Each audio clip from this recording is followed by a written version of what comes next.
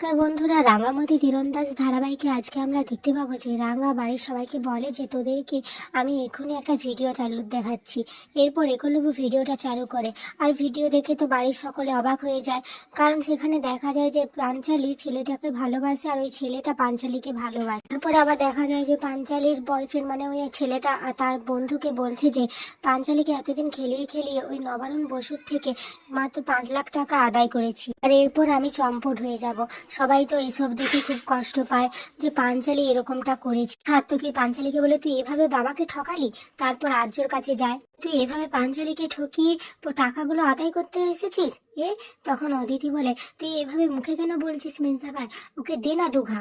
সার্থকী যখন ওকে মারতে যাবে আর্যকে, তখন রাঙা বলে, না না মেজদা ভাই, তুমি ওকে মারো না, ওকে দড়ি দিয়ে বেঁধে রাখো। আর এদিকে প্রমিতা তো খুব রেগে যায় পাঞ্চালির উপর, তার করে বলে, তুই কিভাবে এটা করতে পারলি, কেন করলি? তখন রাঙা এসে প্রমিতাকে আটকায় আর বলে, মা দিদিভাই তো বুঝতে পারেনি রে, ওই লোকটা ওই রকম ভাবে দিদিভাইটোকে ঠকাবে। এরপর রাঙা একলব্যকে বলে পুলিশে খবর দিতে, আর প্রমিতা তো খুব চিৎকার করে বলতে থাকে যে তুই কেন করলি এটা পাঞ্চালি, কেন এত বড় ভুল করলি, তোর কি ভুল সারা জীবন আমরা ক্ষমা করে যাবো? নেহাত আজ রাঙা ছিল, তাই না হলে এই ছেলেটা তো আমাদের এতগুলো টাকা নিয়ে পালিয়ে যেত, তখন তুই কি করতিস পাঞ্চালি? নবারুণ বলে যে পাঞ্চালি, তুই আমাকে বলেছিলিস না যে এই ছেলেটা তোর ক্লাসমেট?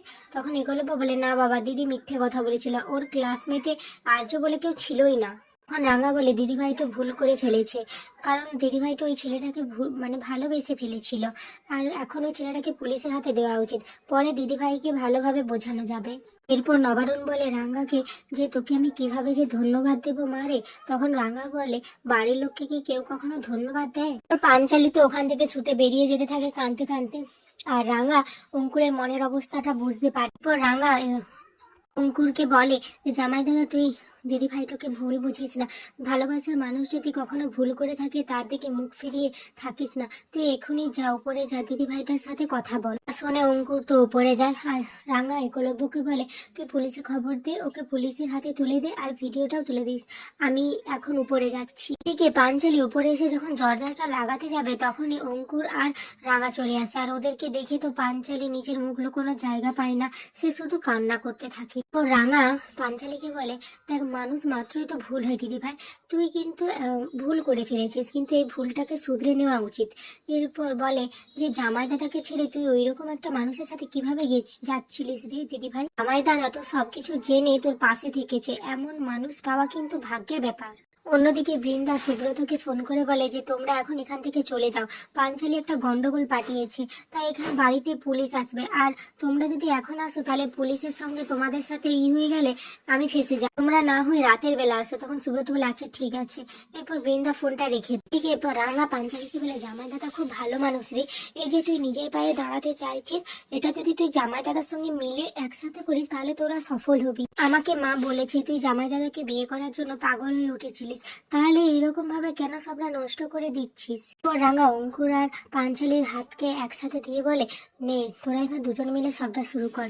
তারপর পাঞ্চালিকে বলে, জামাই দাদা যে বিজনেসটা শুরু করতেছে তুই তার সাথে যোগ দে, দেখবি তোরা 1 বছরের মধ্যেই সফল হবি। এরপর অঙ্কুরকে বলে, জামাই দাদা তুই আর দিদিভাইটোর সাথে ঝগড়া করিস না, তোরা সবসময় একসাথে থাক, ভালোভাবে থাক, পাশাপাশি থাক। আর তারপর পাঞ্চালিকে বলে, দিদি ভাই সবাই কিন্তু স্বামীর ভালোবাসা পাওয়ার ভাগ্য পায় না, কথাটা শোন, তোরা আবার দুজন মিলে তোদের জীবনটাকে নতুন ভাবে শুরু কর। গিয়ে রাঙা এতক্ষণ ধরে যা যা বলছিল একলব্য তো সব শুনতে পেয়েছিল, এবং তার খুব ভালো লাগছিল রাঙার কথাগুলো। তারপর রাঙা ঘর থেকে বেরিয়ে আসে, কিন্তু সে একলব্যকে দেখতে পায় না, ফলে দুজনের ধাক্কা লাগে, আর তারপরে রাঙা কাঁদতে কাঁদতে থাকে, আর একলব্য রাঙাকে জড়িয়ে ধরে। তারপর কিছুক্ষণ বাদে রাঙা যখন হুঁশ ফিরে, তখন সে একলব্যের হাত ছাড়িয়ে যায়, আর এদিকে একলব্যেরও চোখে জল, তারও খুব খারাপ লাগে।